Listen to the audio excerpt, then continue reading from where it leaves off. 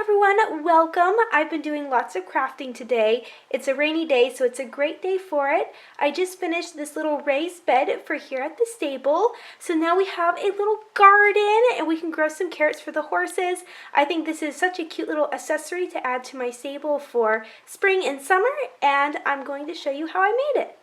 Here are all the supplies. It seems like so many supplies for such a small project, but what I have here are jumbo popsicle sticks, skinny sticks. I also have some foam. Floral foam I think is what is ideal, but I just have this foam and it worked fine.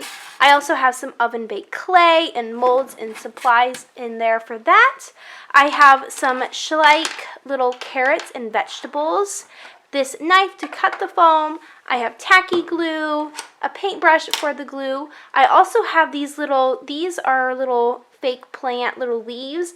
I got special permission from Mom to pull these little armies off the fake plants. Some scissors, ruler, pencil, and these here are coffee grounds, and this that I baked in the oven, and I will explain more about that when we get to that part, and hot glue. So I just cut the rounded edge off of this popsicle stick and I marked it at 2 inches. So this little raised bed garden box, whatever you want to call it, I'm making is going to be smaller than the one I just showed you. The one I just showed you is 3 inches by 1.5 inches.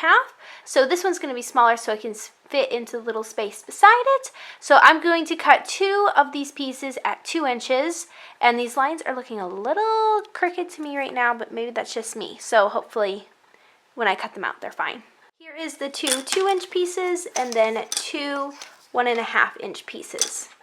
Now for my glue gun to heat up. It's very gross and dirty, I know.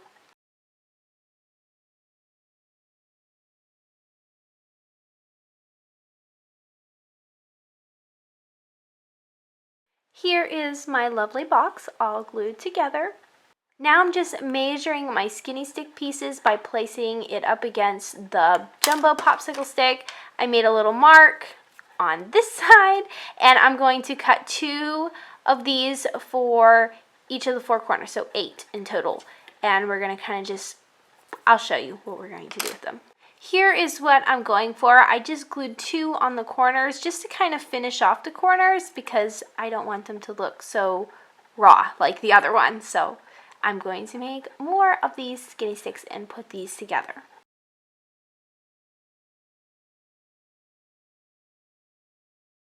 Here is the finished box, not too hard at all.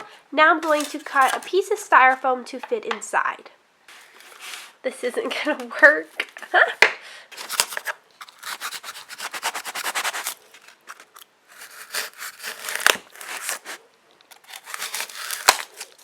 This does kind of make a mess, as you can see, so just beware of that. Now I'm all ready for the soil. So here are the coffee grounds. These I took out of the coffee maker and I baked them in the oven at 300 degrees for ½ an hour to dry them out. And these coffee grounds have also been sitting out for 24 hours, so they're pretty dry. I looked up here on YouTube a video on how to make dollhouse miniature soil, and this is what the lady in the video said she does. So she said it should not mold, so we'll find out. I don't think it will because it's really dry. If you don't want to use coffee grounds, you can use brown felt and just cut and glue it and layer it on top of this foam, and then cut maybe like slits in the felt to press in your vegetables or whatever we're planting here. I think it looks super realistic, so I'm going to go with this. To stick the coffee grounds, I have tacky glue, and I'm going to use a paintbrush to spread it. It doesn't have to be tacky glue you use, just any like wet glue. Anyway, now I'm going to take my coffee grounds and just sprinkle it on top. And then I'll press them down so they stick.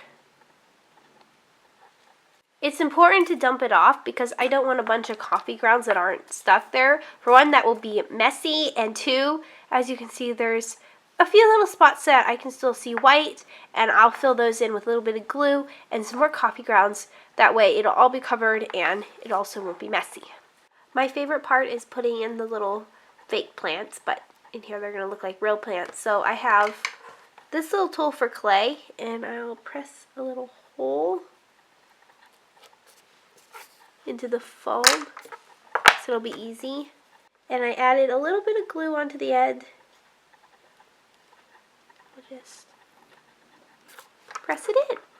For this one, I went with a lot of little plants, and I'm thinking it's kind of like a little herb garden. I like it. I'm going to make a few little mushrooms out of clay to kind of stick in there, like little mushrooms that kind of just popped up on their own. I think they're really cute. And I'll also show you how I've been making the carrots. For my little mushrooms, I'm taking a small little bit of red clay. So I'm making these mushrooms, I don't know if they're super realistic or not. They're kind of like little Mario mushrooms, and that's why I love them so much. So this is what they're going to look like. And then I kind of squish it down onto the table so that the bottom is flat, but yet the top is still round, so it's kind of like a little dome. Then I just sort of make this little teardrop shape out of this white clay, and then the bottom I just squish it onto the table so it's flat. And then I just squish the little top of the mushroom onto the stem of the mushroom. And now I take tiny, tiny, tiny little dots of the white clay and just stick those on the mushroom tops, and I'll do a bunch of those, and then they'll have little, I don't know, mushroom dots, freckles. So I'm going to do that. This is kind of the most fiddly part. There's my tiny little mushrooms. So something I like to do is I have some wire here. I'm actually going to cut small pieces like this, and I'm going to take one and put it up through the stem of the mushroom and then up into the little top of the mushroom. It kind of holds it together because I find that once they're baked, they tend to snap easily where I connected them together. Plus, I can use this wire when I go to put it in my box to press down into the foam, and it'll stay really well, instead of just trying to glue the stem to the little coffee grounds, which don't really hold very well. So I'm going to do this. I bake the little mushrooms in the oven with this wire in them. Now I'll just bake these in the oven at the temperature and time that the little clay packages says that it should be done. Here's some that are done and baked. These ones, I made them into little earrings for little carrots to put into the ground. I have this mold for carrots. It's on here somewhere. It's right here. So I can kind of cheat and use that. If you don't have this mold, carrots are super easy to make. I don't have any orange clay right now, so I can't really show you, but I can tell you they're easy just to roll a little, carrot shape out of the orange clay. It's easy, thicker up top, skinnier at bottom, and then just add little bits of green clay to the top.